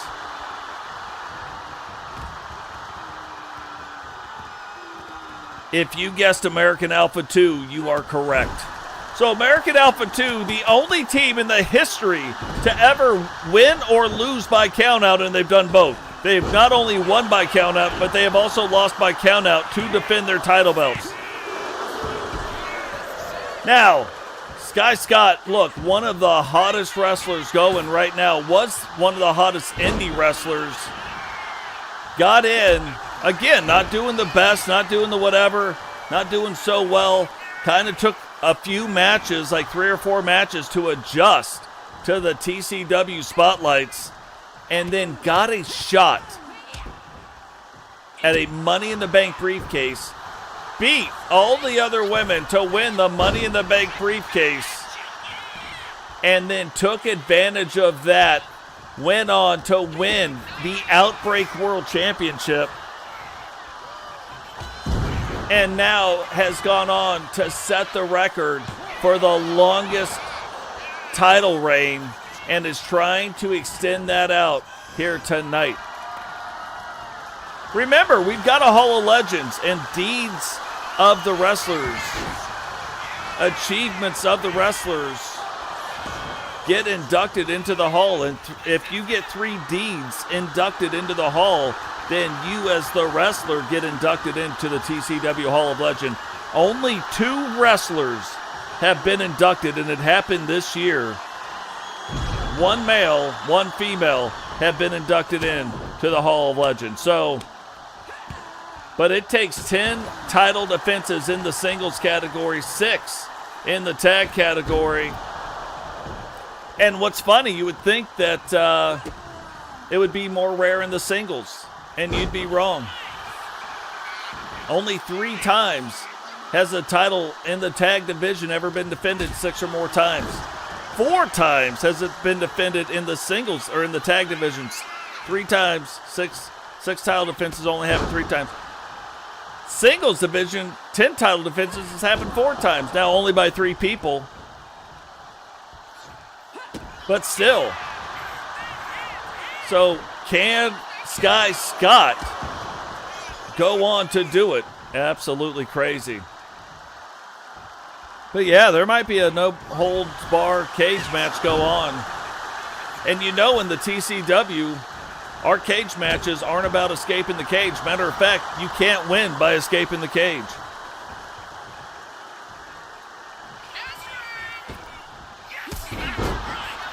For whatever reason, they don't seem to last or go the right way or last long enough. So, there is that.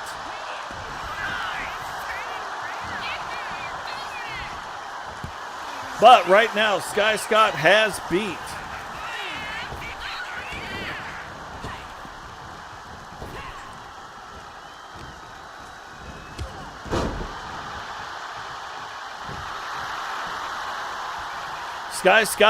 Ozzy to win the title, defended it against Sherry Walker, against Bobby Hart, and against Jane. Can she defend it against Phoenix here tonight?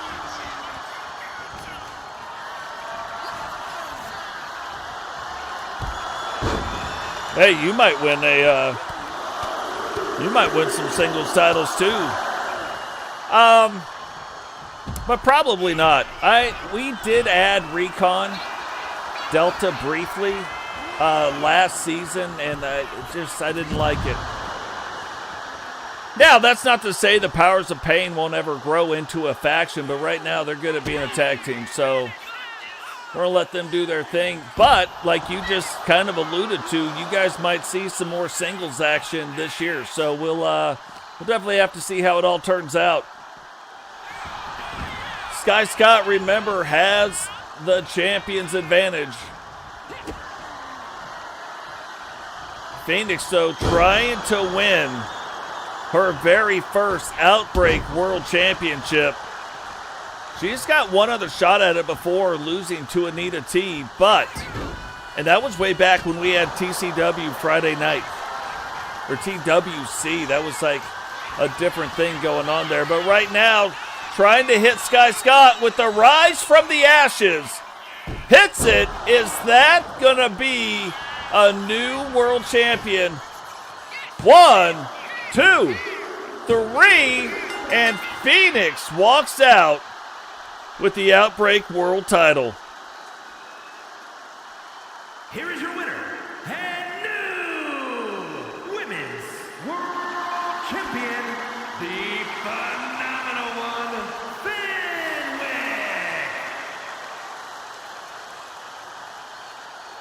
So Phoenix getting her hands on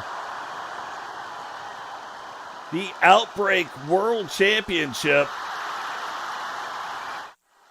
She has already won a Meltdown World Championship, so she has only been, and this is the thing that kind of, you start looking at the history of some stuff. Is scheduled for one fall and is for the Intercontinental Championship. She has won one Meltdown World title, one Outbreak title. She could pull off what Crimson did, where Crimson in her first 3 world title wins, they were all 3 different, and actually won a world triple crown. So Phoenix just set herself up to do the same thing.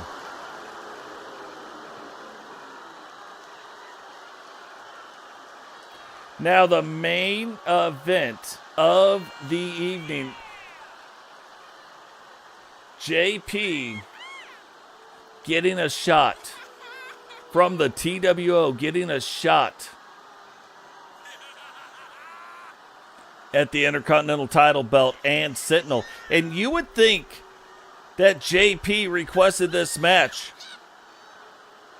You would be wrong. Sentinel wanted to get JP in here and fight a member of the TWO. So you can see the current solo season world champion, the current United States tag team champion, and now shows up here tonight trying to get an Intercontinental title belt around his waist. How many titles is enough for the TWO? That's what you got to start asking yourself. How many is enough?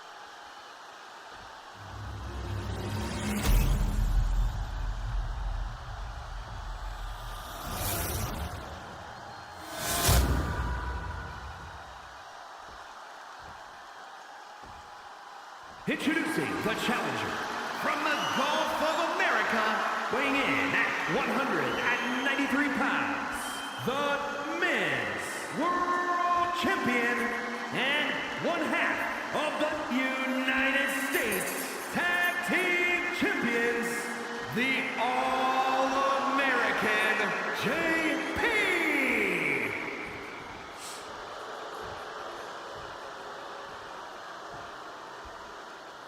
And his opponent, from Virginia Beach, Virginia, weighing in at 308 pounds, the Intercontinental Champion, Sinister Trout!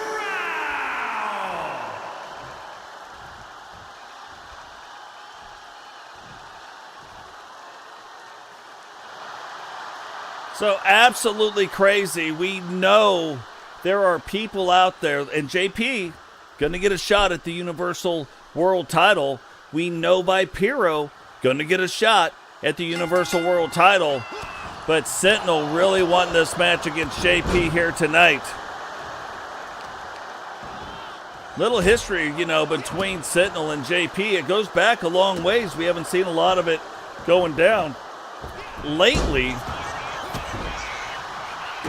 But they definitely like testing their skills against one another. So, Sentinel, TCW through and through, wanting to fight a member of the TWO, and why not?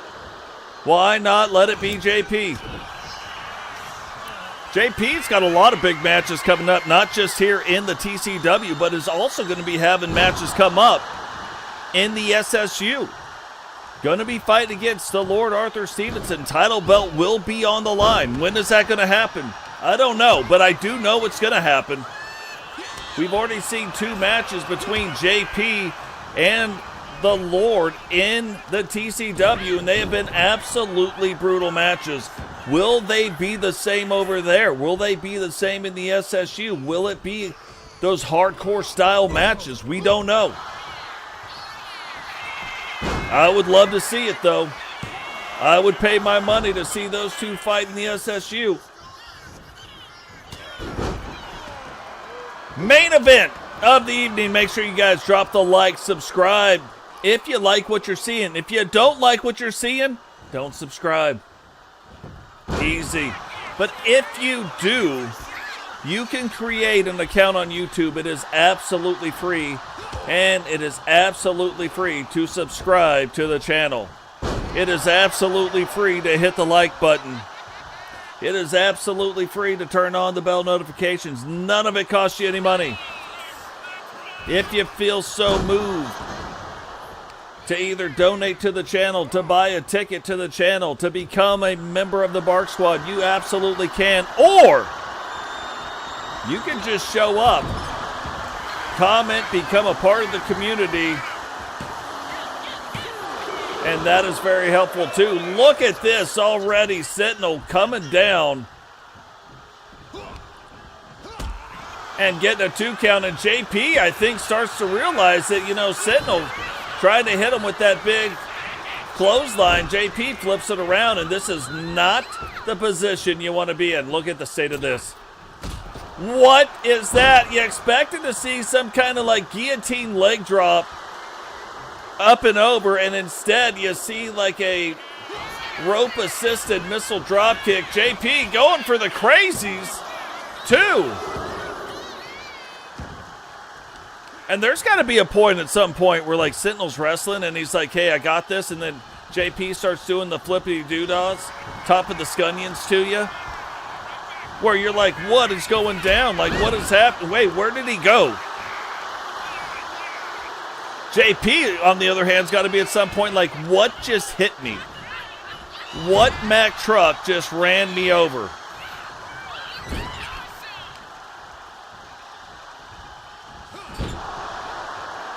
And look, Sentinel's like, look, I got fun and games I can play with the ring too, and threw JP right into the ring post from inside the ring.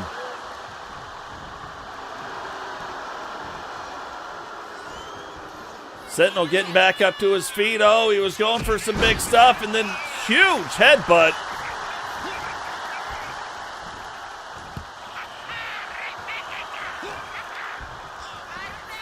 And there's got to be times, too, where JP is, like, looking at some things going, that's the first time I've seen that move where he went over the top. Look, JP's like, where'd he go?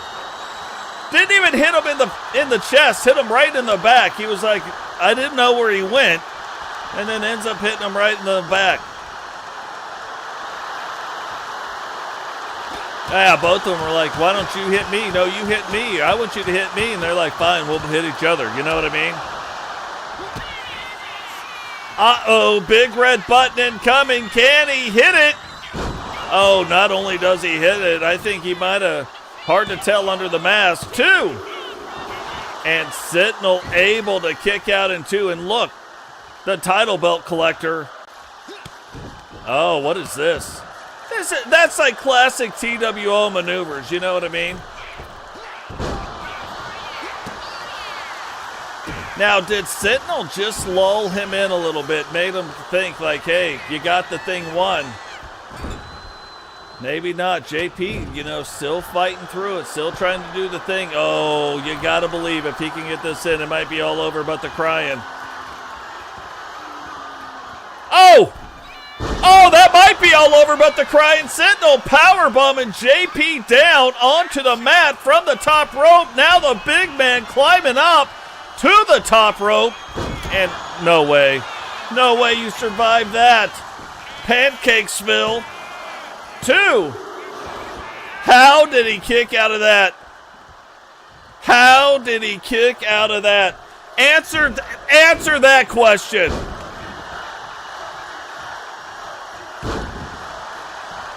Oh, wow. Both guys down right now. Both guys split open. Both guys down on the mat. Sentinel finally the first to start moving again. JP playing a little possum.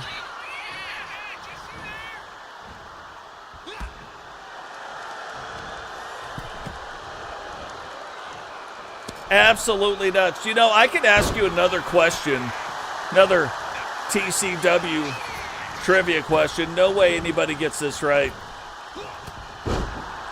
No way. There's no way you get this right. I'm going to ask you, and we'll see who's brave enough to put it down in the comments. Who's brave enough to try to answer this question?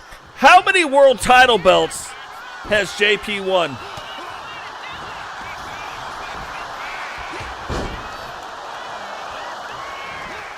One, 4, 7. How many title belts, world title belts, in the TCW has JP won?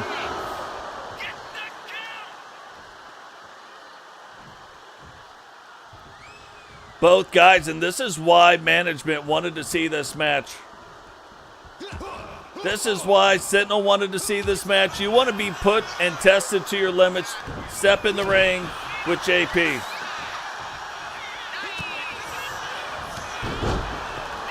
JP starting to do the thing, though. Starting to get a little excited. Starting to do the things that he wants to do.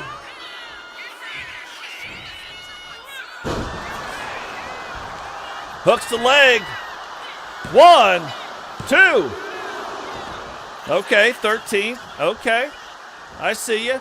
Who else is going to be brave enough to answer that question? How many TCW world title belts has JP won? I'll answer after this match. And here we go. Big red button inbound. Hits him with it. That might be it. I don't see how you get up from getting hit with the big red button twice. Well, now I see it. Prime, you got to pick one of them. You went from 13 to 0. Oh, wowzers. Hooks the leg again. 1. JP2 has been a SSU world champion, I bet you, for 3 years now. 3 years and running. Oh, that's Sentinel's finisher. Is that going to do it? 1, 2. And JP, man, if you wanted to have a main event, management picked a good one.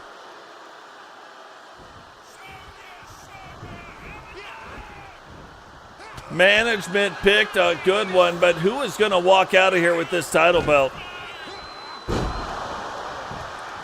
Whoa, Sentinel got right back up, right back into, and I think JP knew it. 3, Big red buttons, and I'm betting you this time he's got the nuclear codes. JP, huge win here tonight against a multi-time world champion. Here is your winner, and new Intercontinental Champion, the All-American. I'll go with 3. I'll go with 3. For Demon Jones has 5. Prime Time 3. Look, no man in the TCW has won 10 world titles. I'll tell you that.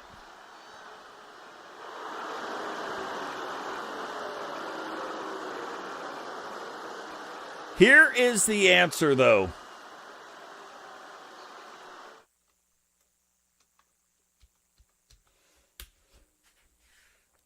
Zero.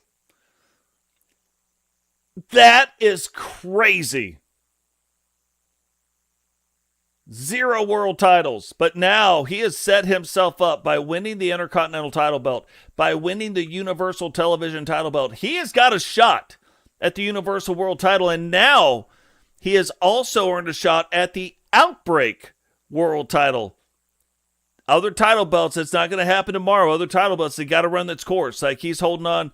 He's got the SSU World title right now. He's got tag team title belts. Now he's got the Intercontinental title belt. Like, that's crazy. That's crazy. But what a great match that is. 4.5 stars in a single one-on-one, one fall count match. 4.5 stars. Next level. Hats off to both JP and Sentinel. What a great match. Like, I'm telling you, that's what you hope for as a promoter. Like, that your main event is a banger, and that absolute banger. Anytime you put these two guys in the ring together, they are going to go off. But guys, that is going to do it for us here tonight. What an amazing show, and it has been amazing because of you guys in the chat. Really appreciate everything you do. Love this community, but realize when you're out in your own communities, when you're out doing your own thing, be the leader in your community. Don't be mean to somebody because they're mean to you. Flip side, don't be nice to somebody because they're nice to you either. Like, that's not the thing. And it'll sound like it is the thing with what I'm about to say, but that's not what I mean. If you're only mean to somebody because they're mean to you, you just gave them power over you. It's ridiculous. It's stupid. Trust me. We all do it. Like, I get it, though. But if you really thought about it, you're giving them a lot of power over you. Don't do that. Think about this. To be a leader in your community, you've got to assess the situation and figure out what to do. Sometimes, though, people need to see the example that they want to be. So if somebody is mean to you, maybe they're having a bad day, you don't know what's going on in their life, maybe they just need to be shown some grace. Are you going to be that person to be the leader in your community, to show them some grace, to show them a better way? You could. You also might punch them right in the nose. You make that call, though. You guys make that call inside this community every day, and I appreciate what you guys do. FMF Gaming, welcome to the show. But I appreciate every single one of you. I just want you to think about it. Be the difference you want to see. The world does a good enough job dividing us. Let's stop with that. Before we get out of here, though, real quick, let's just see what kind of news we got going on. Robbo suffered a minor injury during his match. Paul the Thing was cleared and then wrestled tonight. That was a great match. Logan Windsor cleared by the medical staff. That is good. Sean Sanders ready to start flying again. I gave Sean a bit of a rest. Prime time. I had to give him a bit of a rest so he could get better. So we could see the best out of him. And I'm telling you, when you see Prime at his best, like, it might not be the thing that you want to see. So, but guys, I appreciate everything that you guys do. And again, from everybody here at the Totes Ma Goats Wrestling Network, this is Frankie Two Finger saying, peace.